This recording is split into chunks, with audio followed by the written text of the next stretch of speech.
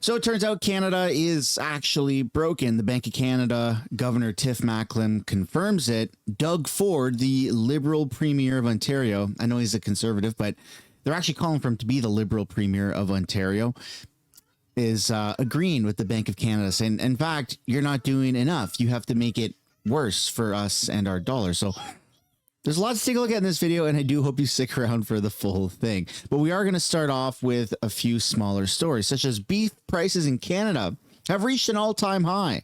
The average cost of ground beef in Canada's increased by 25% in the past year. So if you're wondering, is life really getting that much more expensive?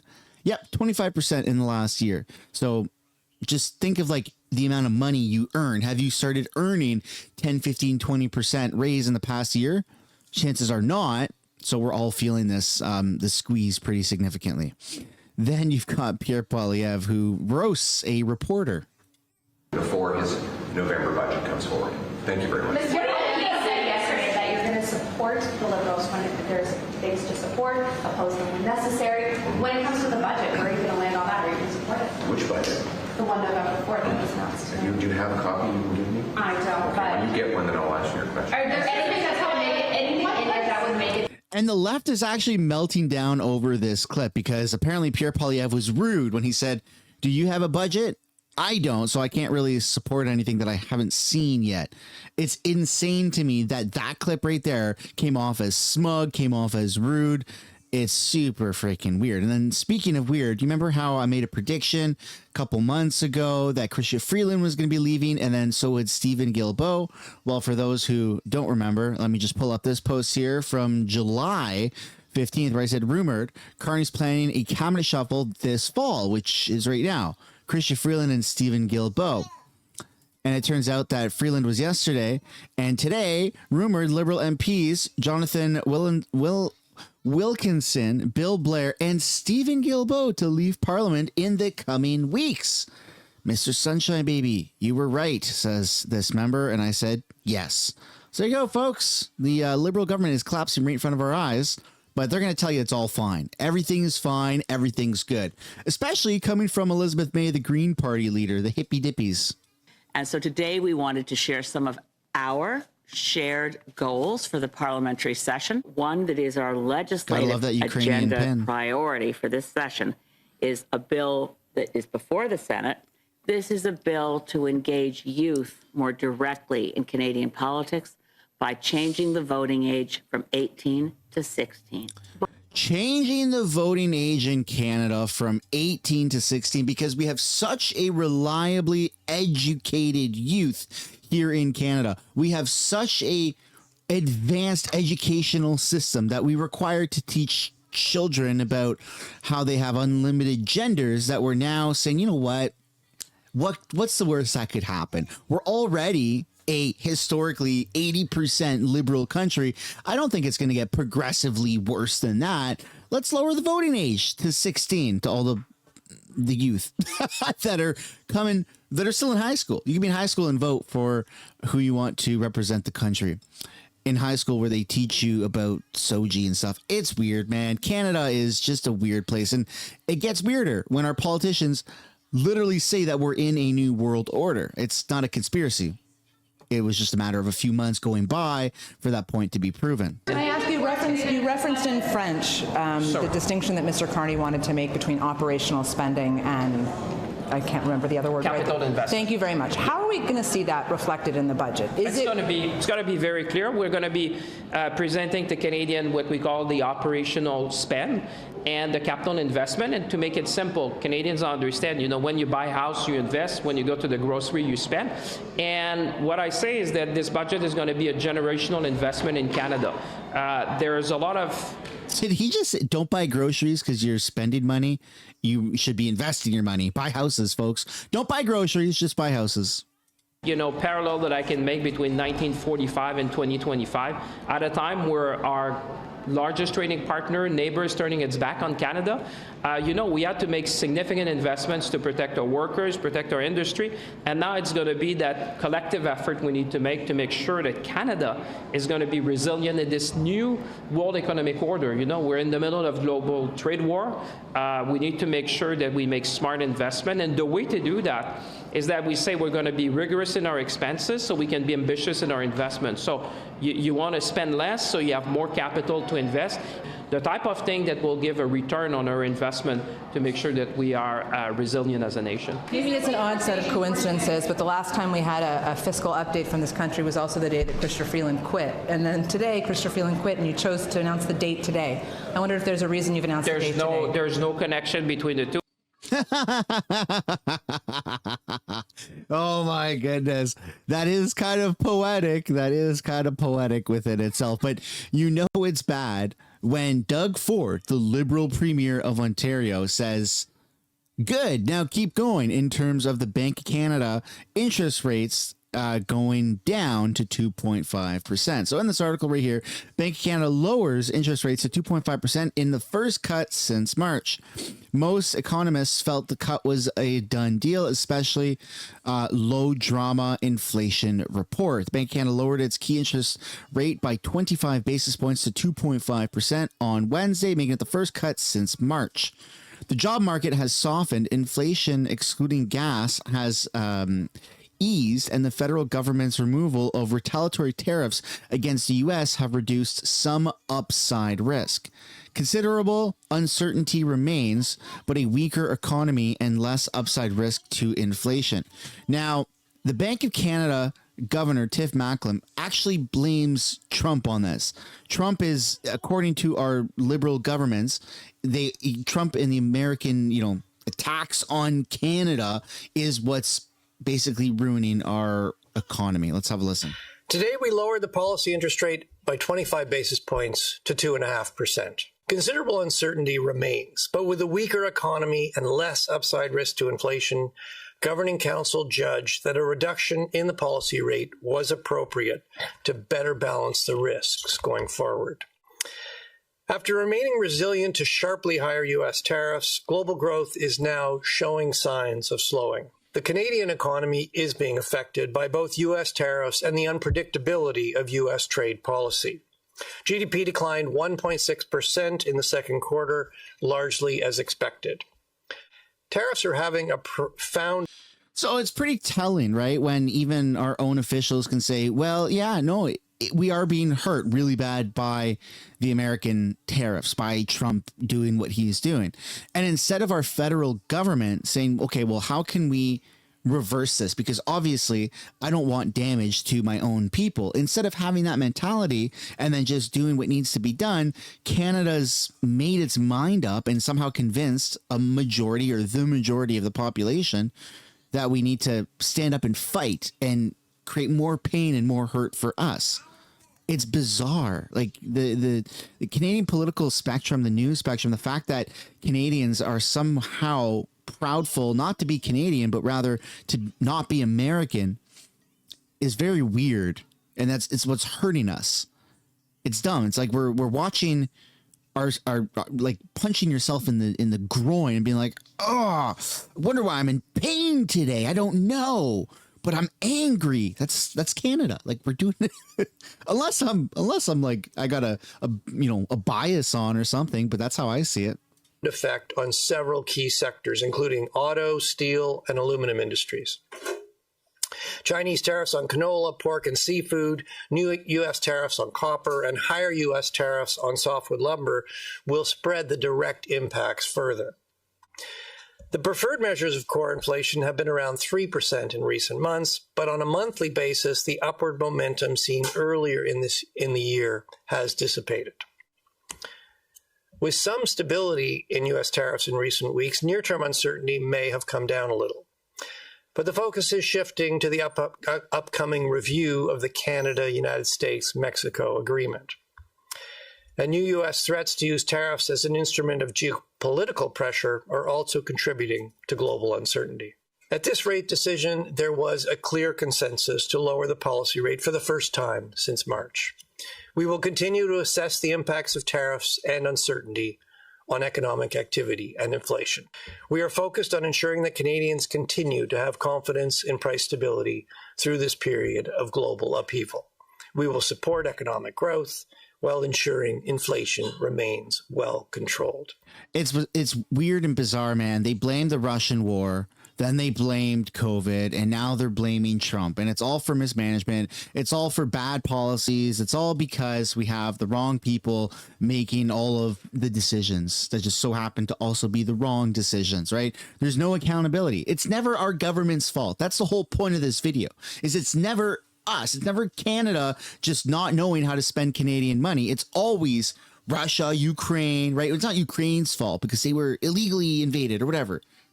It's always Russia's fault, COVID's fault. Now it's Trump's fault. Like, when is it ever Canada's fault? Or are we in a perfect country where our government just does everything right?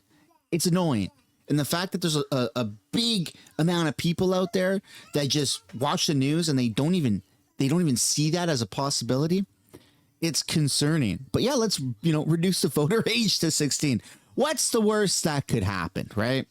Then we got to take a look at Scott Moe, who returned from China. This is a Saskatchewan premier. He went to China because China is attacking Saskatchewan farming with like 75% kind of tariffs, okay? And that's because the Canadian government has placed 100% tariffs on Chinese EVs. So Canada attacks Chinese cars, China attacks Canadian farmers. Our farmer guy, Scott Moe, goes to China and says, okay, what the hell's going on? Comes back to Canada, speaks with Mark Carney, and now he's talking about everything. So let's have a look. Hello, everyone, and thank you. We just had a good meeting, an informative meeting with a number of folks involved in the canola and ag industry, not just in Saskatchewan, but across Canada, both on the exporting side as well as on representing producers, Canadian canola producers as well. A meeting with respect to the size and scope of the industry and the impact it has on the broader Canadian economy, and the opportunities that we have in the short term in restoring some market access to a number of countries, namely United States of America as well as China.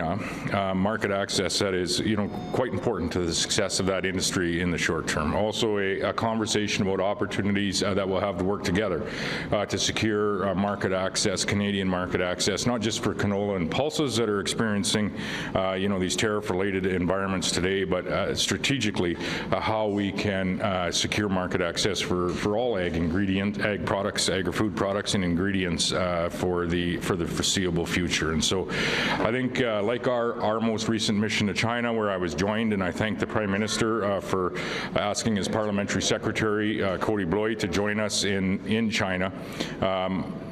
This is another step in finding our way through what is a pretty difficult time for a significant Canadian industry. Yeah, so this is unfortunate and avoidable. And if I were Scott Moe and people from Saskatchewan, I'd be pretty upset with the federal government, because the Liberal government is literally the ones that they're the reason why China is specifically attacking our farming. And when any of our sectors have been attacked, right, like steel and aluminum, right, because of the 50% tariffs, which is huge, that, or whatever, 30%, 25% tariffs that Trump put on our Canadian steel and aluminum, okay? Carney was there for the steel and aluminum sectors. He was there to stand with Doug Ford. He was there to stand with the people and give money to the businesses and people that have been affected by those tariffs.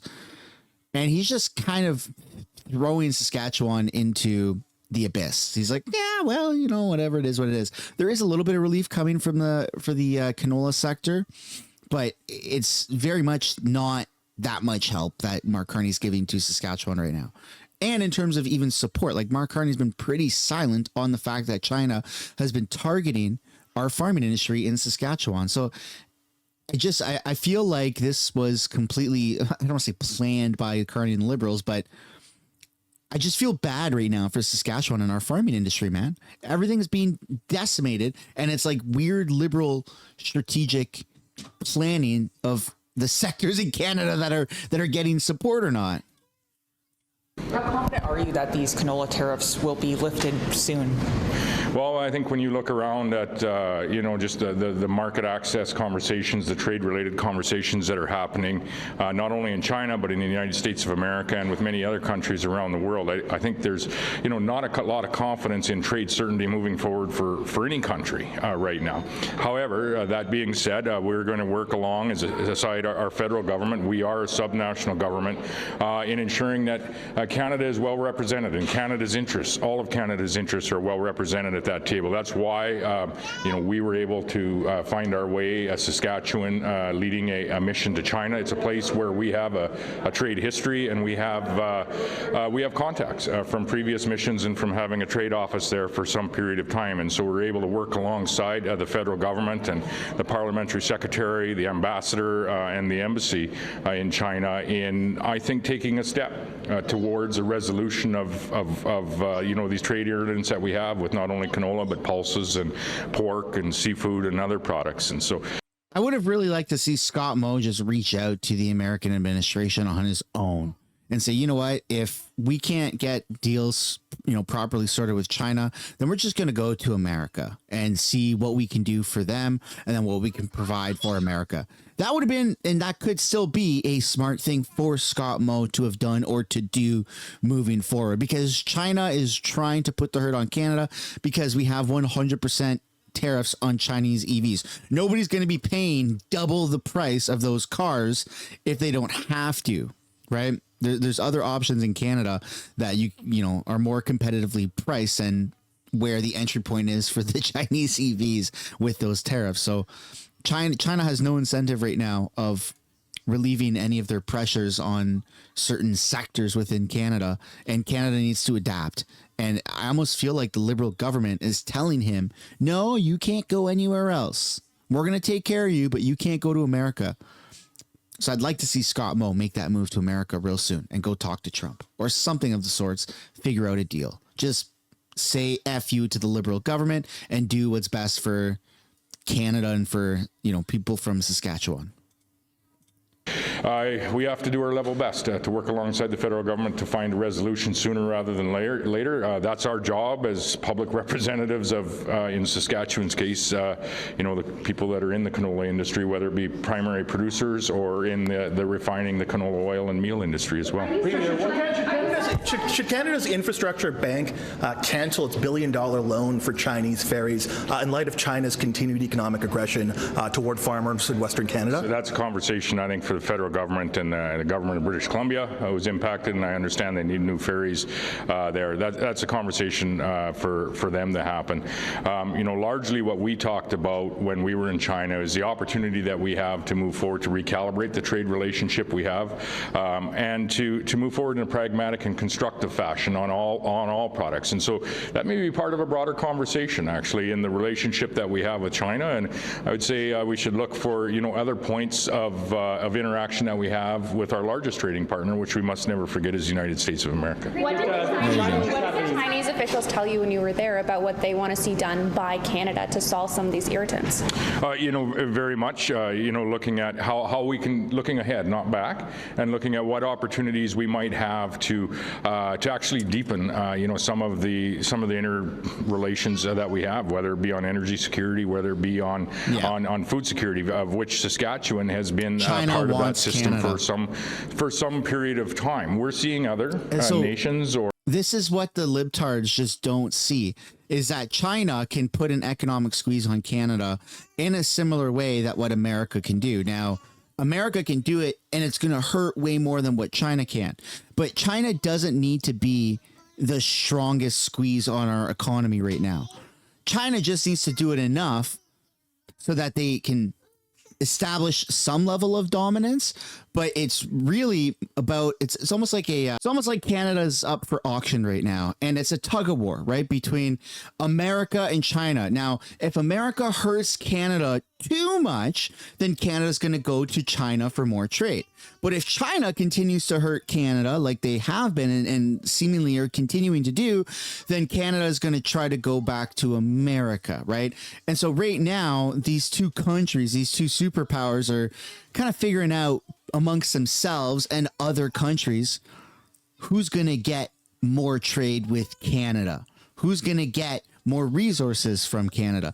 And that's the global shift that's happening right now, is people are literally fighting for different parts of Canada. And this is what's so dangerous about the rhetoric of being so anti-American, is the more that Canadians think that America is the bad guy, the more willing they are to be in favor of having Canada sold out to China and or Europe and stuff like that. And that opens up a whole other can of worms. And I don't see how being associated more deeply with like deep rooted ties with those countries or those areas of the world is better than being with America. We all speak the same language. Our land looks the same. We've been the longest existing friends in the entire world and trading partners in the history of the world. Like, there's so many benefits to being so good on such good terms with America that it would be a shame for all of that to be imploded because somehow population was brainwashed to think that, yeah, we should go trade with Europe more, or we should absolutely have way more trade with China. Scary times, folks. Absolutely scary times. Who do you want to buy us out? Do you want it to be China or America? That's basically what this all comes down to. That's in the video. Hope you enjoyed it as much as I did. If you did, smash the like button, subscribe to the channel. See you in another one. Bye for now.